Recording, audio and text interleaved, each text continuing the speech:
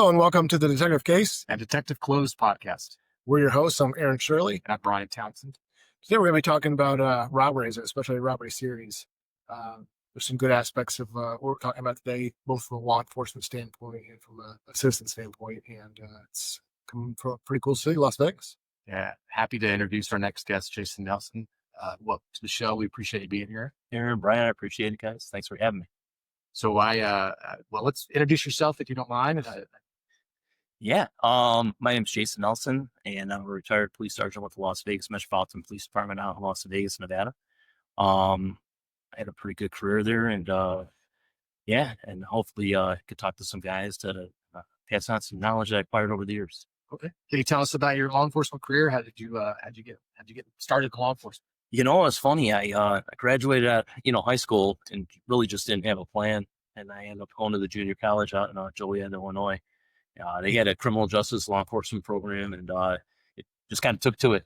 And one of the things that I did with with my education is I started as when I was like 18, 19 years old, applying for some civilian positions with the local police departments. I was fortunate enough to work for the Orland Park Police Department, which is a southwest suburb of Chicago, as a community service officer for about a year and a half, 2 years. And then as I got older, I was able to become a police officer after that. So I know with Orland Park, it's a pretty busy town. I want to say it was like when I was there about 40,000 people. But what was really cool is I got to work for a really good chief, and I'm blanking now. I'm glad that we can have okay, we'll skip this. I was able to work with for Chief Tim McCarthy, and Chief Tim McCarthy was the Secret Service agent that took the bullet for Reagan. Awesome leader, the type of guy that would always remember dang years down the road. So it's pretty neat. When I turned 21, I was able to get hired on another local police department, New Lenox, Illinois, which is out towards Joliet, about 35 miles southwest of Chicago. I worked there from 1996 to 2000.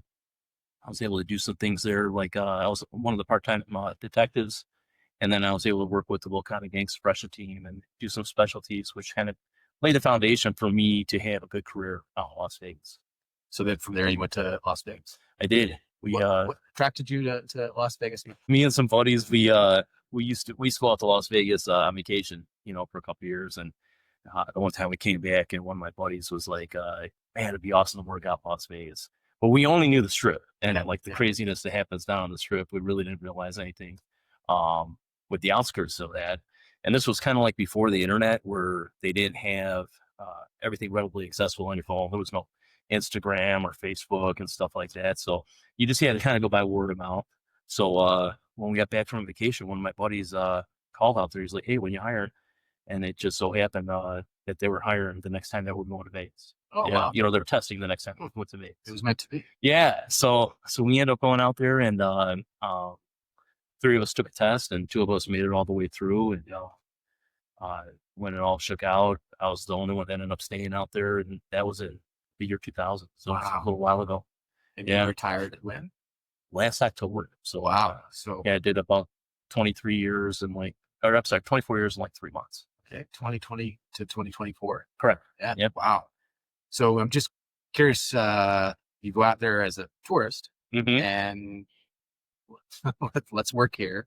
Yeah. What was your initial, as a rookie, let's say, at the academy? What were you, a little overwhelming? So it was a little bit, and it's just the academy. We started the academy in July out there, and I don't know if anybody's been there. Heat. Yeah, it's super hot. And I'm coming from Chicago, where it's it's kind of pretty drastic. But I remember just being in the academy, and it's like, man, what did I do? It's like all my family, my friends are in Chicago. I didn't know anybody except for the guys in the academy out in Las Vegas. And but when you make a big step like that, you just got to kind of you suck it up and you make it work.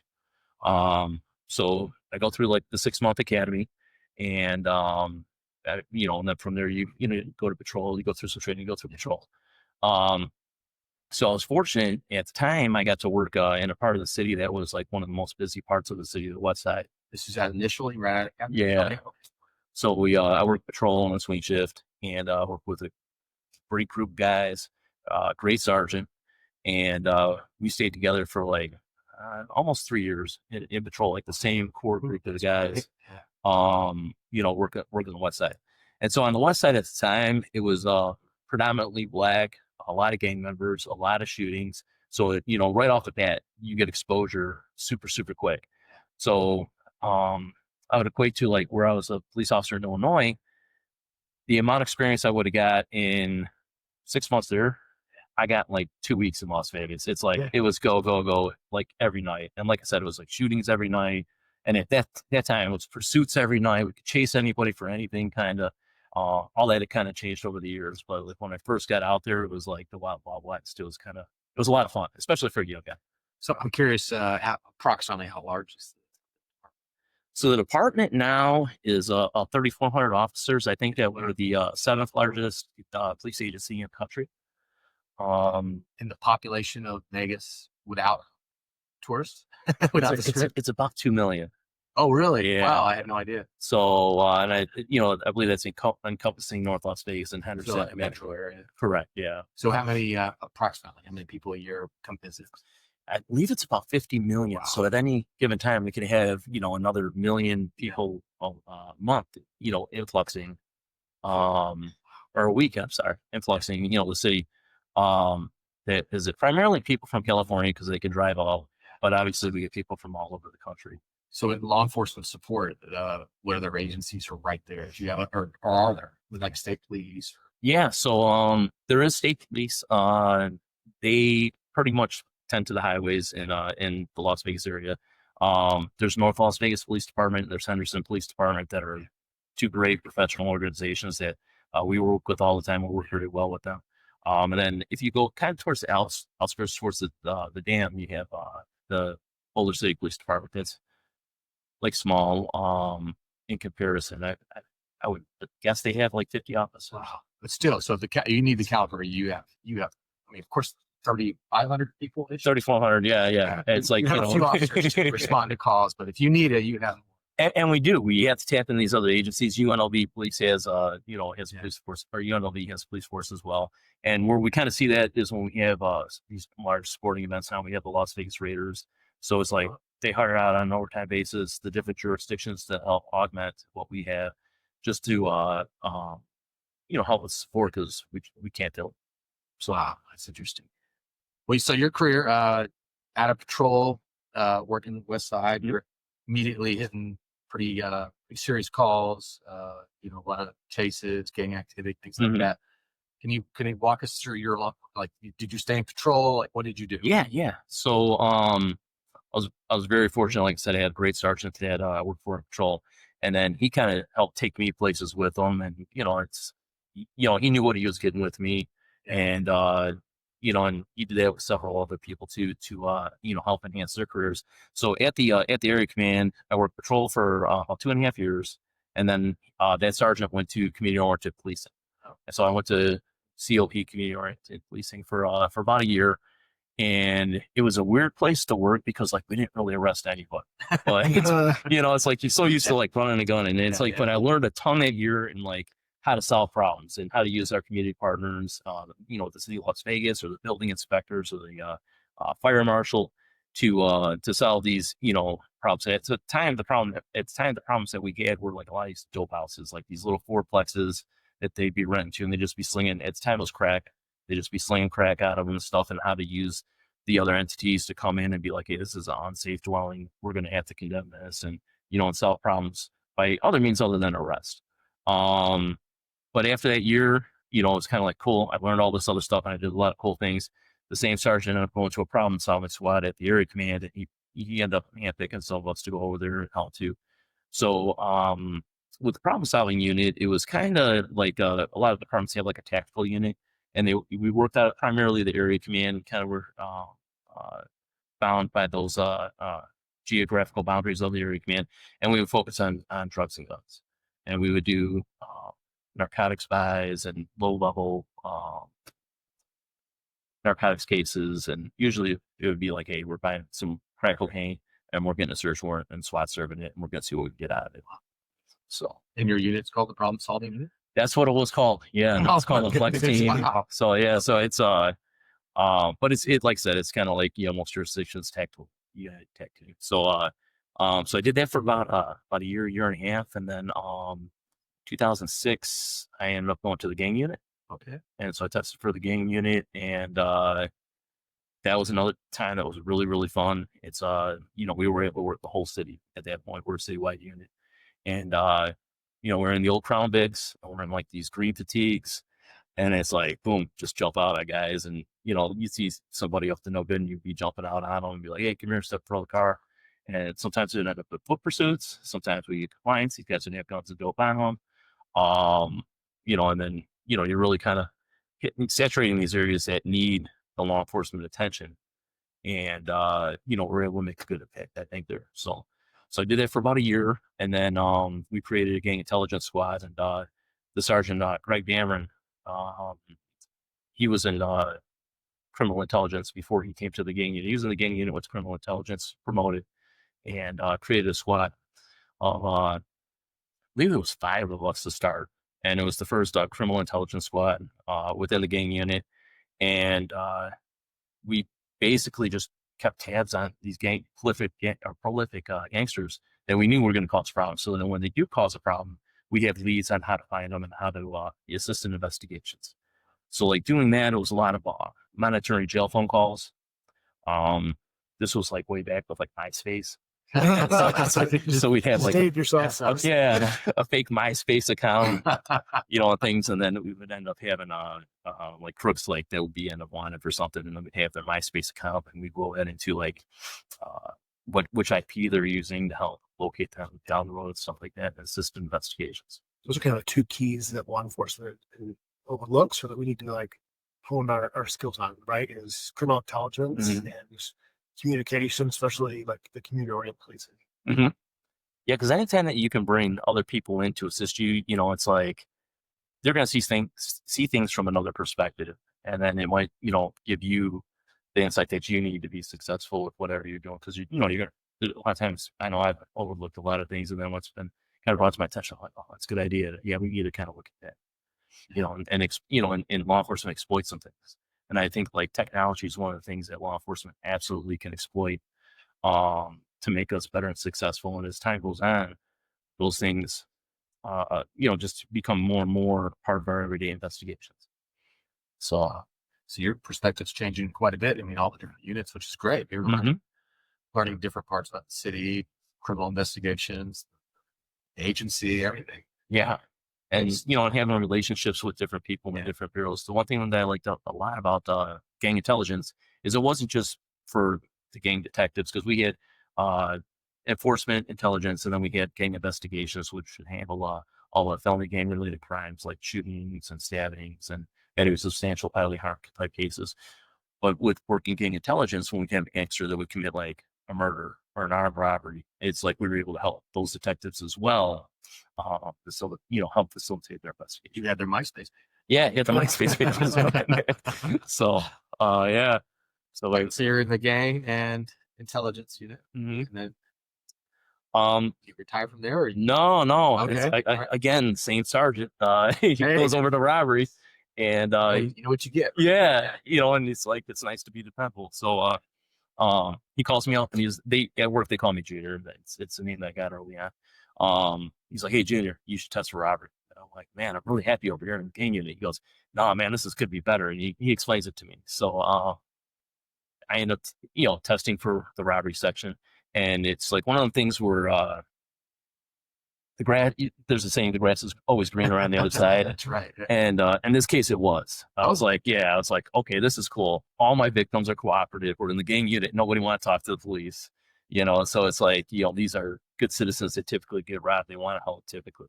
So I went over there in 2009, and I was there until I promoted in 2020. So just over 10 years.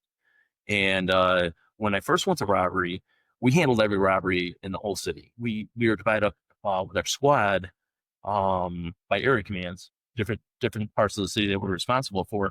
But we handled everything from a street robbery to a carjacking to a bank robbery to a casino get robbed to the 7-Eleven, home invasions, anything that had the robbery flag in it, we handle valley-wide. And it's high tourism, high robbery. You know what? You'd be surprised how safe the strip is. Because it's like, if you watch the news, it's like, if something bad happens on the strip, it makes national news. So it's like, and there's, it's usually a high profile thing. So on the strip, it's like, we will have shootings, and historically over the the past 25 years that I've been out there, we will have casinos get robbed. We'll have some bad things. We've had bad things happen down there, but it's really not like a major bad thing every day. Yeah. It's like, it's like any other city. It's like, you're going to have areas of your town, that, have gang problems or have, other issues.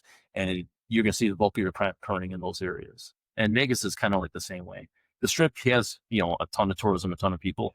But we don't see like crazy felony crime every night down there. I'm curious,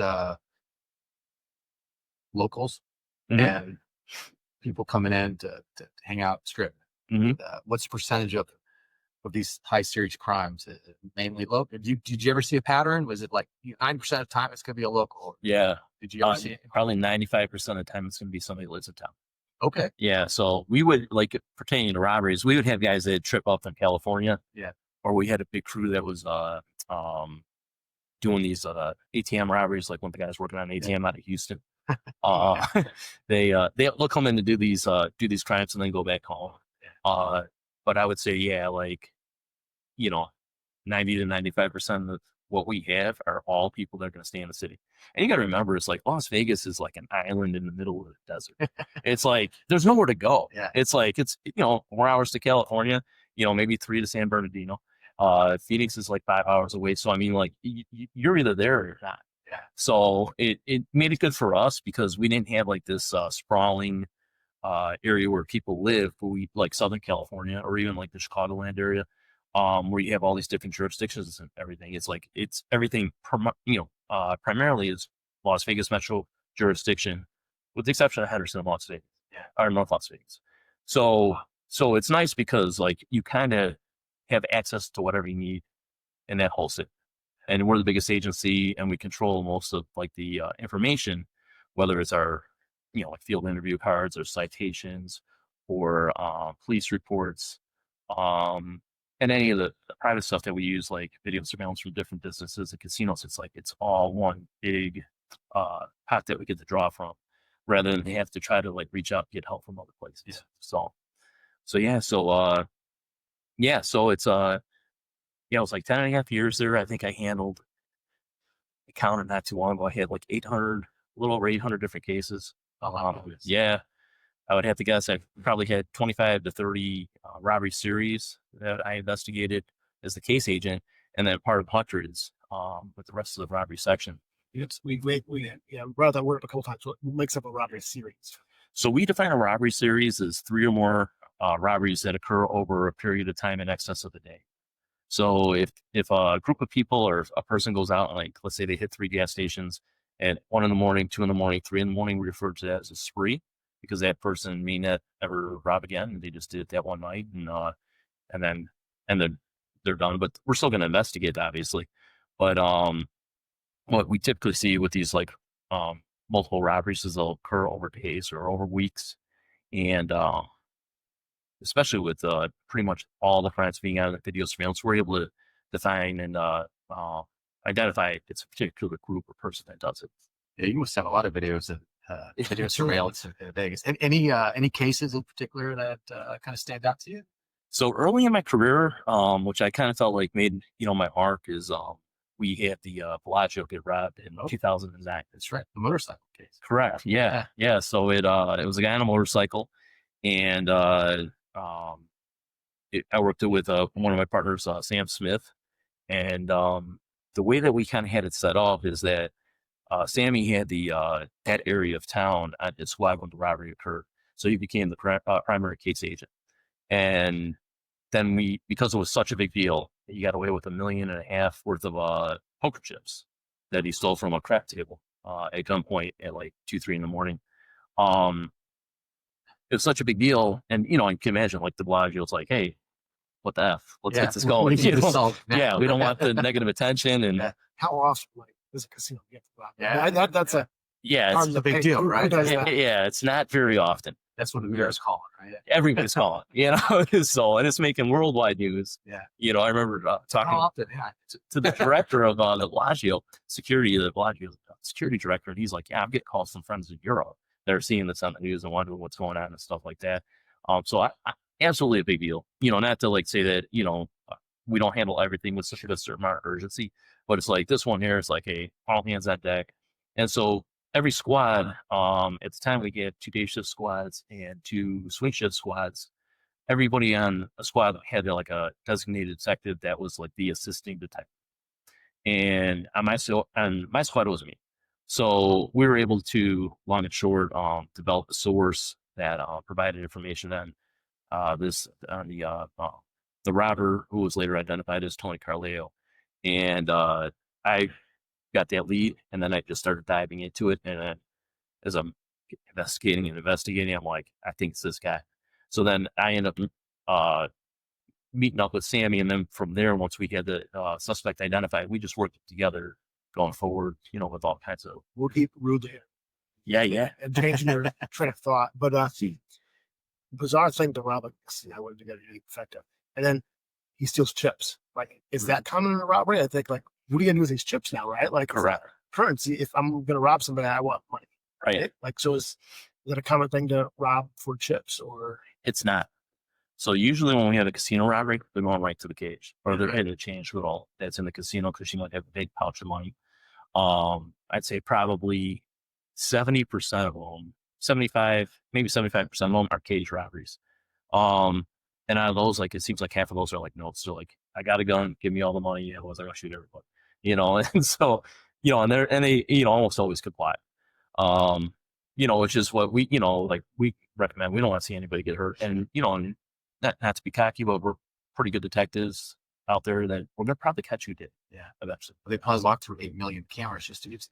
And they do. And not just those cameras, but the cameras outside. Now we're tracking them to a vehicle, and we're tracking them down the street. And then especially with technology now, with like LPR, and, we track, cell phones and everything. It's, we're able to get to where we need to go with finding out who did it. That took me back on Eric's question. So I know he had a motorcycle. Like, does he drive into the casino? I don't remember all the. So what he does is it's the middle of the night. It's like, I want to say like 2 in the morning, 2 in the morning. And he drives on his, it's a GSXR 750 or GSXR 750. And yeah, like, and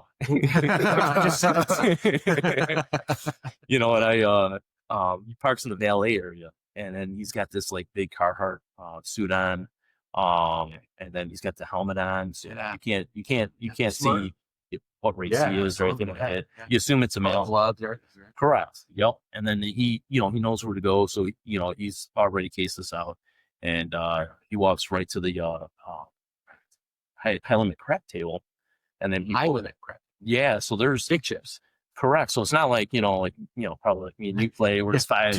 Yeah. So can you make change? Yeah.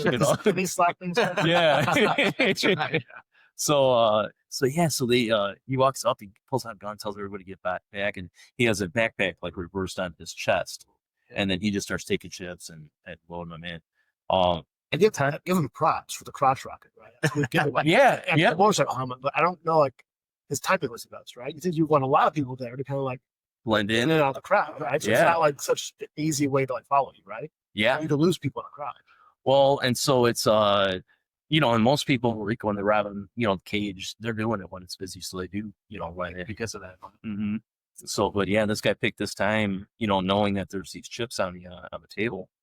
How many times did he do it? He did the Bellagio, and then there was a robbery at the Suncoast Casino that he did like a week before that. He hit the poker room there, and he took cash and no chips. I think he just took cash. But you look at it, it's like, and I didn't realize this, like with the chips, is what we learned is like, hey, these, he took a bunch of these $25,000 chips. I want to say out of the 1.5 million, 1.2 million was these $25,000 chips. How do you offload that? No, and the casinos even they're like, we're not cashing that for anybody. They're like, we got to know who gave you that chip or how you got someone the chip. Actually had a legitimate one, right? Yeah, I just wanted. And it happened. The crook took a $25,000 chip and put it in the Salvation Army box, And the people from the Salvation Army box was like, oh shit. And they went to the cage trying to catch it. And they're like, hey, come here. We need to talk to you. Where'd you get it? Wow. And they had to, they had to explain that and stuff like that. And then, But yeah, I like the story. yeah. Put $25,000 in a couch. So it was, it was kind of, it was very interesting with that. Well, the casino, they just won't accept that. They won't like put it out of circulation. I guess that is out of circulation. They won't change it, right? Or maybe they just put it out of circulation and by not accepting it. Yeah, I won't get into the technical. No, I can ask that. Yeah, but yeah, it's they know what they're doing. Correct, and they know who has those shit. So like a professional, like someone like a Phil Ivey, the high end professional poker player, they're like, yeah, he's got those chips, yeah, because that's his business. And I know people from the casino that Brian Townsend's not walking out. No, man, you and me both. So it's gonna look just good as like in a plaque or something on my wall. I'm not gonna be able to catch that. Tell 100,000 people tune into this episode. Yeah, make it solve. Yeah. So, but so with that case there, a successful conclusion. He went to prison. He's out. And local, like the city. No, so it ends up kind of crazy part of the case is that he was the son of one of our city judges. Oh my goodness. Yeah, that's right. And so and the judge was, in all honesty, the judge was a great judge for law enforcement. He held people accountable to like the highest degree. And he lost the election after that, which kind of sucks because again he was good for law enforcement. So Tony Carleo goes to prison.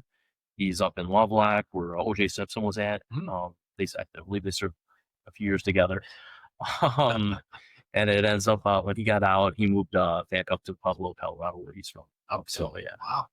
So hopefully stay out of trouble. Yeah, I think he is. So I've come across some other things, and it sounds like that he's doing the right thing. So, but on a side note though, it's funny, we had a guy robbing casinos again, and this guy was masked up, and he kind of looked like the same stature as Tony Carleo, and this was just like a year or two after Tony Carleo got out of prison, and we're like, is he back at it? Oh wow. And ends up that they go up there and they interview him, and he's like, no, I've been here, I got alibis, you can check, so we're like, okay, cool. It ends up that they finally caught the robber, and the robber was one of our own police officers that was robbing casinos. Oh my goodness. Yeah. But copycatting. Not per se like that, but it's like he was, he wasn't like trying to say he was like this guy, but he was just, needed the money for X, Y, and Z. And one of our own police officers masking up and robbing casinos in the city. Anybody would know that, right? Right. So, and it just sucks because it tarnishes everybody that, is in our profession. So, but yeah, so they kind of made my mark in robbery. Like, it's like, okay, hey, that guy knows what he's doing. And, again, he's dependable. I kind of talk about it with guys too. It's like dependability is one of the things that I look for most in anybody that I'm working with. Hey, when I need you, can I count on? Are you going to come through? Are you going to half-ass it? Or are you going to go beyond? And it's like, I can put up with attitudes and guys' personalities and stuff like that as long as they're dependable. It's like, and that's, they're going to support the team. It's like the military in the SWAT world, right? Fight for the brother next. Correct. Yeah. And it really is, it's like, that's the reputation I want to hear. And that's the reputation that I expect my team to have as well. And that's applicable to any field. You look at, you're absolutely right. It's like, so, get the mission done, get the job done, and do it 100%. So, yeah. Wow. You're talking about another case, off camera we were talking earlier, that involved robbery series. They may be involving a Simpson. I think we talked about that one. Yeah. So we end up the thing is with these robberies is that we talked about the 3 or more. So and back, maybe like the mid 2010s, technology wasn't the same. So and even our information sharing wasn't the same. So sometimes these robberies got this, 4, 5, 6, 7, 8, 10, before we're actually able to catch them. I can see like on the back end of things, like when I left robbery in 2020, we were getting good. We were getting like these guys at 1 and 2. You were putting together pretty fast. Yeah, with technology and the resources and the manpower to do so that it's like we get to points where we're like kind of slow. And then you're trying to like justify like they want to give you other people's work. And you're like, hey, well, this is how we're successful is because when we get something, we're able to do it because we have these resources and we can't be bogged down with other things. But So we weren't getting as many robbery series when I left, compared to like when I came up. When I first came up, I'm like, in 09, it was like off the hook. It's like robberies all over the place. But yeah, so with this other robbery series, it was 2018, and it was a guy. He was kind of all over the place. He was down towards Henderson, which is like the south part of our valley, and then he was up in Summerlin, which is like the westernmost part of the valley. And he started robbing Roberto's taco shops, and then from Roberto's he dabbled in like a Dunkin' Donuts and a what's the Asian place that this is like fast food. Panda Express. Panda Express. Yeah. Okay. So you say, Rob, go with the gun. I want your money. Yeah.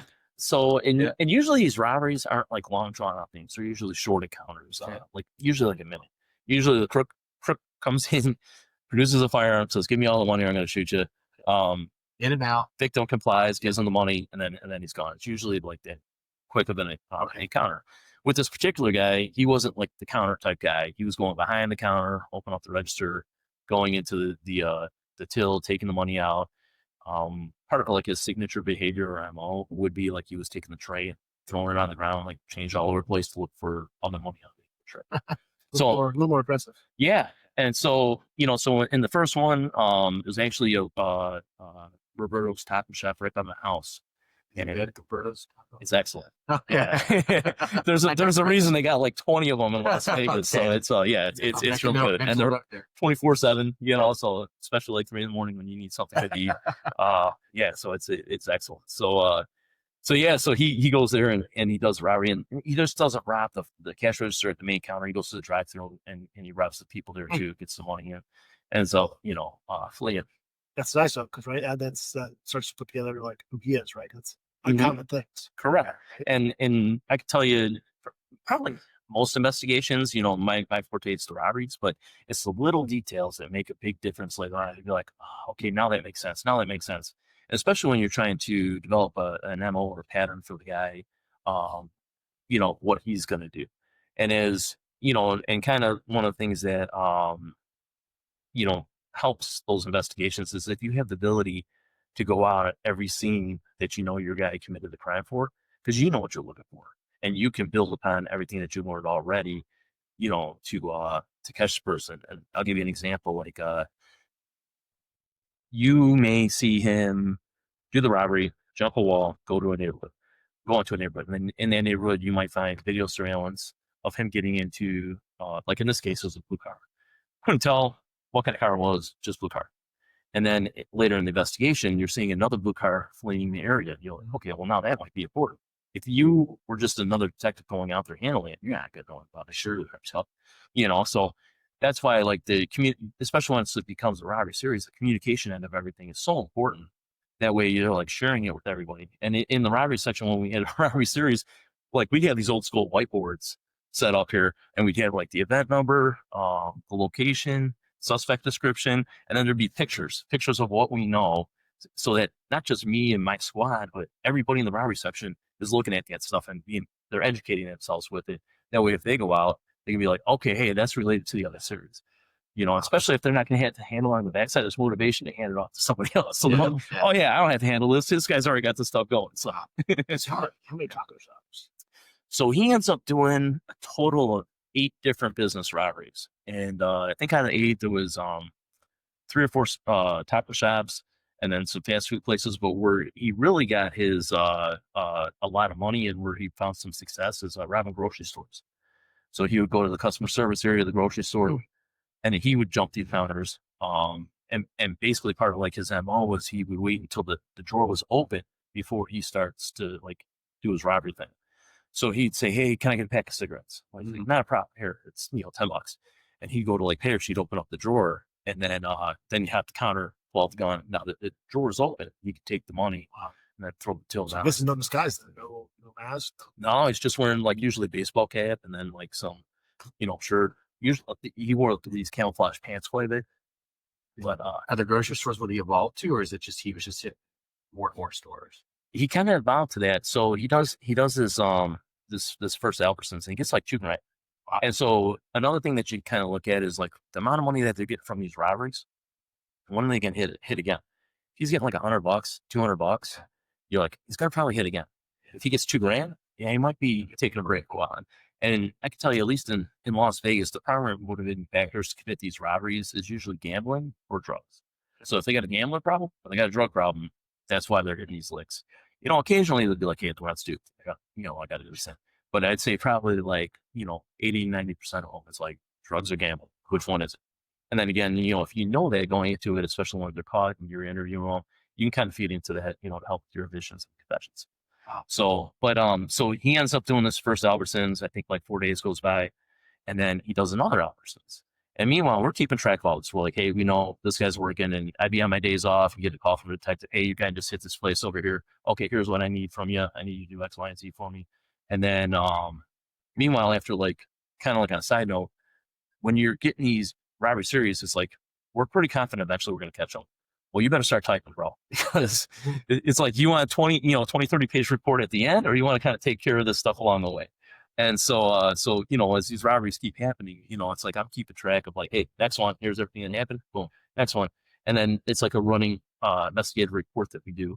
And that way, hopefully at the end, you're all caught up. You're like, hey, caught the guy. Here's the evidence I found. He stated this in summary, booked him a court. And then you can submit your report. You got to spend hours and hours trying to catch up. So you're able to, when it's happening, tie them all together. So it's basically one report. You just keep up with their knowledge. Correct. Yep. And the way that we do our robbery series, I don't know if I mentioned it earlier, is like whoever takes the first one takes them all. Oh. So it's like, so I hand the first one at Roberto's by the house, and then there's a couple over the weekend, and then I get back to work, and they're like, "Hey man, you got a series?" And you're like, "Okay." And but you didn't realize that these other ones had occurred, so now you got to look at those and see what they did on those, and then we're also briefing the other squads like, "Hey, I'm going on my days off. If the guy hits, this is what we're looking for. Give me a call." And we're sharing the information with the rest of the section. So he does this other robbery at like 4 days later. We had another Albertsons, and it's like one of the craziest things I've ever seen. So he ends up going to the counter. Lady opens up the register. He jumps the counter, pulls out the gun, and as he's taking the money, there's like John Q. Citizen that's grocery shopping that sees what's going on. And you see him on video, and you're like, okay, what's going on? And he leaves his car, and he's wearing like this like Tony Bahama multicolored, like he belongs in South Florida. It's like very distinctive. And so it's like, so he wants to get involved. He wants to, I'm gonna put myself in this, robbery. So he pulls out his gun. He's CCW carry. He pulls out his gun and he tells the suspect, he's like, hey, drop the gun. And the suspect looks at him and he's like, fuck you. And he points the gun at him. And the suspect goes to shoot the concerned citizen. Well, the gun doesn't fire. And then you see on video, the suspect, he starts working the action of the gun because he can't get it to work. Yeah. Well, meanwhile, the John Q. Citizen comes around the other corner. He's like, hey, I said drop the fucking gun. The kid's still, working the action on the gun. Well, now the suspect's like, well, somebody's going to get hurt. I got to shoot this guy. So he goes to shoot the guy and click. He doesn't get anything happening to his firearm. So then he realizes, well, why carry my gun without a round in the chamber? And then you see him on video, like he goes, like as cops, we try to rip that side off as hard as you can, the chamber around. He kind of like limp wrists it like this to try to, put a bullet in the chamber. And then he gets a double feed. And then you see him trying to work his gun, and then he goes behind the counter. And so both the guy and the concerned citizen. Yeah. You got like this Mexican standoff, and Odds and odds, right? Yeah. And we should have two dead people here. Yes. I mean, both these guys should have shot each other. And meanwhile, one guy's gun's all jacked up, he can't fire. This guy doesn't have any ammo in the chamber. Cash register. And like, what's going on? So the crook ends up getting the money. He flees, and he ends up getting away from the scene. No shots fired. No shots fired. And it's like, and again, we should have two dead people right here. Yeah. So after this, it's like, hey, our staff's, here's what happens with all this, and now it's like a full court press. Let's get it going. And it's like, what's nice about the robbery series stuff is you kind of get all the resources you need. So at this point, we're like, hey, eventually this guy, we're going to identify this guy. So I brief up, we have a major violator section, and it's the section I actually retired from when I left Metro. And basically, like, it's a covert unit, and they just, at the time, we had a squad that we call the repeat offender program. These guys would follow people around, wait for them to commit crimes, and then bust them. We've transitioned to 3 different fugitive games where we really don't handle anything without a warrant. But at the time, I had this rope squad within the major violator section. So I briefed them up with what's going on. I'm like showing them all the videos. I show them this one, with the, with the guns at each other, and they're like, "What the heck?" So, so they get on board, and these guys, they're just studs, man. I mean, they are, they're good at cell phone tracking. They're great at surveillance. They can, they can blend in with the general public. You don't realize these guys are cops other than they're, 18-inch arms, and stuff like that. But, 5 leg pants. yeah, but these guys, they're all super dialed in. So it ends up that, we do a little bit of investigation, and we're like, hey, we are able to identify the car as a, Infiniti G37 at a point during the investigation. We start looking at stolen G37s. We find out one was taken in the community. We start looking at who has been arrested recently in that community. We come up with this guy, Sean Kittredge. And you look at him, you're like, first the video surveillance, you're like, that's the guy. Wow. Yeah. So these guys end up spinning up on some stuff, and they're able to locate him. It's MySpace page? Yeah, it's MySpace. A joke will never get old. I think if you try going to MySpace now, you get like some error or something. But I have a profile still somewhere out there. but yeah, so they and then we do a critical reach where we're like, and this guy, he also had a felony warrant for robbery as well. Oh, like a retail theft robbery. No shocker there, right? Yeah, I mean, it's like, and then he just got out of prison for robbery in New Mexico. Go big. So, Wow. so he kind of like fit in the thing. Yeah. But, so the guy, bad guy. And, but we don't know where he's at. And so we do some things and, that aren't panning out. So one of the things that we did do is we sent a critical reach to all Las Vegas Boulevard Strip casinos. So we're like, hey, we're looking for this guy. And with him having a warrant, it's kind of good because then you kind of own him because you can do whatever you need to do to find him. Yeah. Whether, it's like, hey, we're going to do precision pen registers. We're going to, go emergency on like some space caves or law enforcement. Correct. He's already won. He's already on it for a crime. So yeah, so it's like, full court press, and that's what we did. So we find out, the Hooter at that time I forget what it's called now, but the Hooters Casino calls us like, hey, we think your guy's in there. So some of the major violator guys go down there, they look at video surveillance, and tattoos are matching off and everything. We're like, yeah, that's definitely the dude. So they find out he leaves in a black Cadillac. They go down to like where his mom lives. There's a black Cadillac. It's kind of like a tight community, so they can't really get a close eye on everything. But long and short, they found him away, and he goes to a gas station. They make the determination they're going to do an apprehension. He initially complies, gets in the car, pulls out a gun at the police officers, and then they end up shooting him.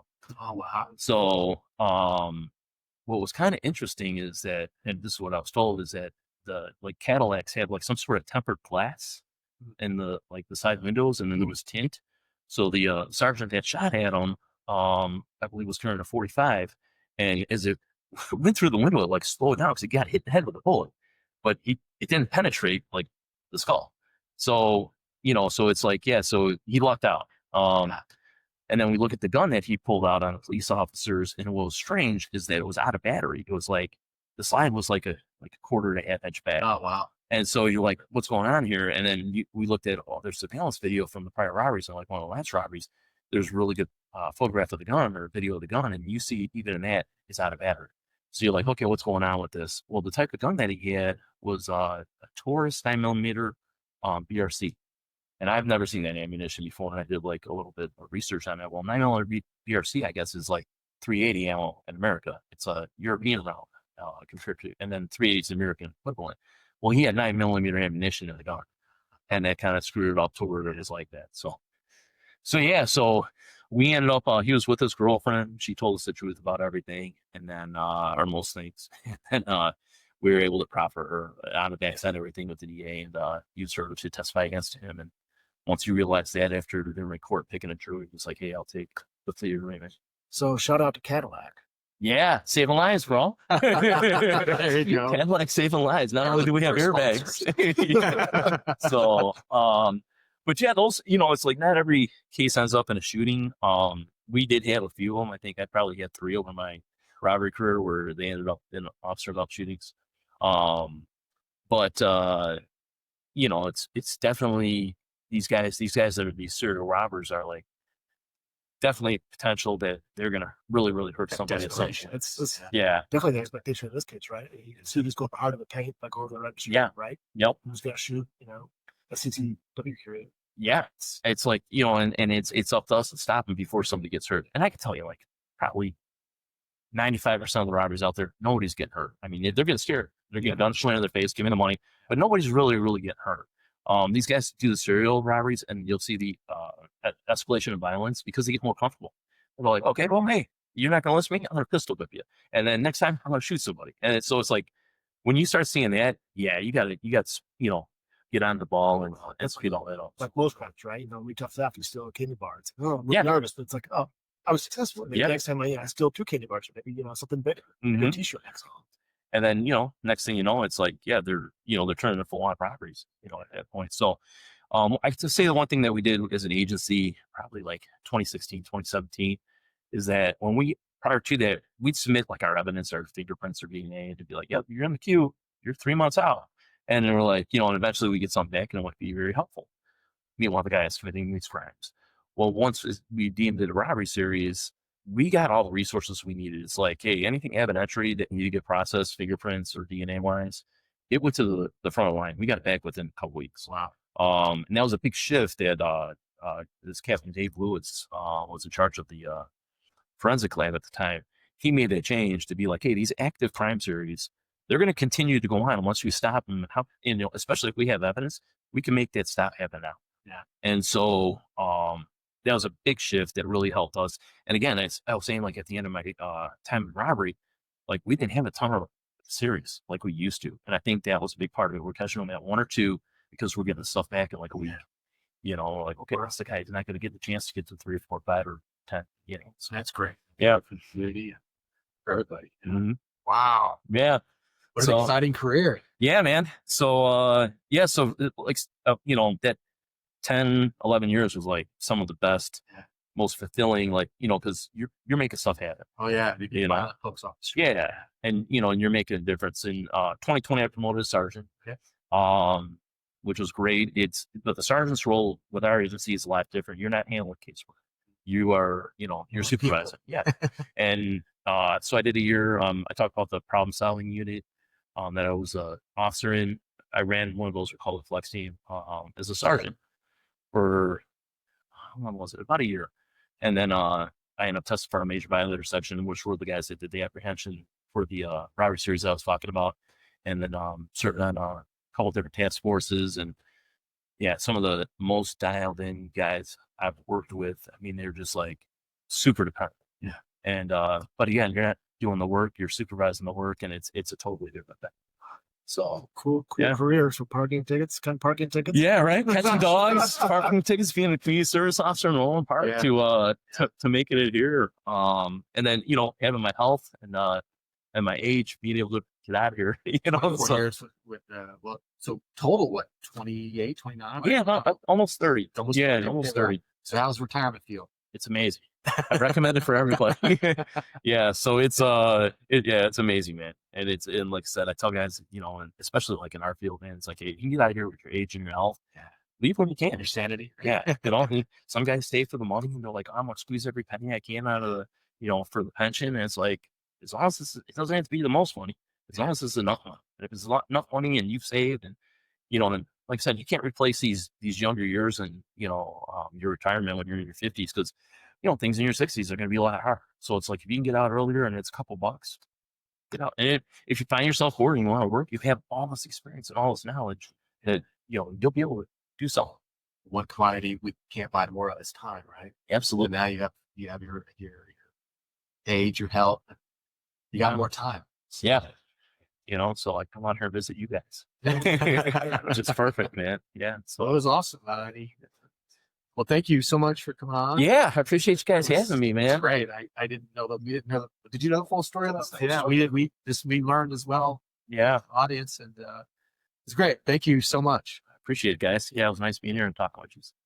Okay, awesome. All right, well, thanks for tuning in, and we'll see you next time.